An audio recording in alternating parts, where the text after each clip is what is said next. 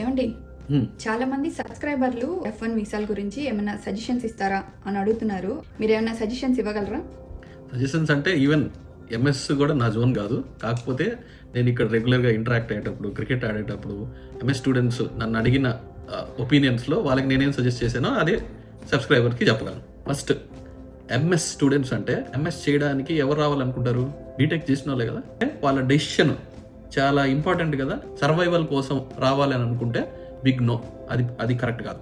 ఇంకోటి గుర్తుపెట్టుకోవాల్సింది ఏంటి, బీటెక్ అయిపోయి జాబ్ ఆప్షన్స్ ఉండి ఎంఎస్కి వస్తున్నారు అంటే వాళ్ళు 2 years టైం ఇన్వెస్ట్ చేస్తారు. ఆ స్పాన్ అనేది 24 months ఇన్వెస్ట్మెంట్గా ఉండాలి. డబ్బులు పెట్టి సర్టిఫికేట్ కొనుక్కుంటున్నాము అనే ఆస్పెక్ట్ బయ్యింగ్ డెసిషన్ అయితే మటుకు అది కరెక్ట్ కాదు. మనం ఏది కొన్నా, ఒకటి మనం బై చేస్తున్నామంటే దానికి ఎక్స్పైరీ డేట్ ఉంటుంది. ఎక్స్పైరీ డేట్ లేనిది ఏంటి అంటే నాలెడ్జే. నువ్వు నాలెడ్జ్ గెయిన్ చేయడానికి కోసం ఎంఎస్ ప్లాన్ చేసుకుంటే నీకు అది లైఫ్ లాంగ్ ఉపయోగపడుతుంది. కానీ నేను సర్టిఫికేట్ కొనుక్కుంటున్నాను అనే అప్రోచ్ ఉంటే బిగ్ నో. అన్నిటికంటే ఇంపార్టెంట్ ఏంటంటే భయము, బాధ్యత, తర్వాత క్లారిటీ. ఇప్పుడు నేను ఒక ఎంఎస్ స్టూడెంట్ అనుకోండి, ఫస్ట్ ఎవరికి నేను ఆన్సరబుల్? నాకు నేనే ఆన్సరబుల్. అలా ఎవరైనా ఎంఎస్ చేయాలి అని అనే డెసిషన్ తీసుకుంటే వాళ్ళకి వాళ్ళే ఆన్సరబుల్. ఇప్పుడు నువ్వు ఇంట్లో ఉన్నావు, నీకు నువ్వు ఆన్సరబుల్ మీ ఫ్యామిలీ వరకే.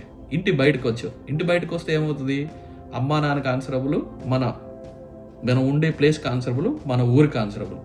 మనం ఊరు దాటి, దేశం దాటి ఇక్కడికి వచ్చి చేస్తే మనం ఏ చిన్న తప్పు చేసినా మన దారినే లిమిటేషన్ ఉండదు, మన దగ్గర ఆగిపోతుంది.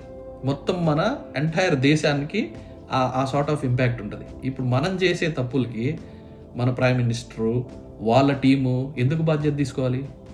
మనకు ఆ క్లారిటీ క్లియర్గా ఉండి ఆ భయం, ఆ బాధ్యత ఉంటే అసలాంటి సిచ్యువేషనే రాదు. ఫస్ట్ క్లియర్గా ఉండండి. మీరు తీసుకునే డెసిషన్, మీరు ఏం చేయాలి అది సాలిడ్గా ఉండాలి.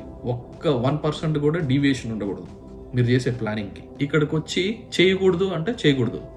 అమెరికా అంటే లా ఆఫ్ ల్యాండ్, ప్రతి ఒక్కటి లాతో డిఫైన్ అయి ఉంటుంది. ఒకసారి చేయకూడదు అంటే ఇంక చేయకూడదు. అది మనం డిటర్మైన్ అయి రావాలి. వచ్చేటప్పుడు నీ మీద నువ్వే డిపెండ్ అవ్వాలి. వేరే వాళ్ళ మీద డిపెండ్ అవుతున్నావు అంటే నీలో కంట్రోల్ లేదు.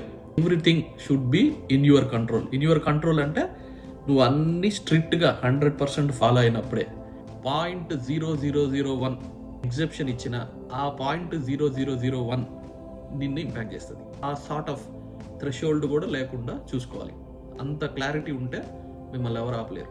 అలానే ఎప్పుడు కూడా మీరు ప్రైమ్, క్రీమ్ జోన్లో ఉండాలి. జోన్స్ ఉంటాయి కదా, ఏ జోన్లో ఉండాలి? Prime, cream. ఆ జోన్లో ఉంటే అన్నీ మిమ్మల్ని ఎత్తుక్కొని వస్తాయి.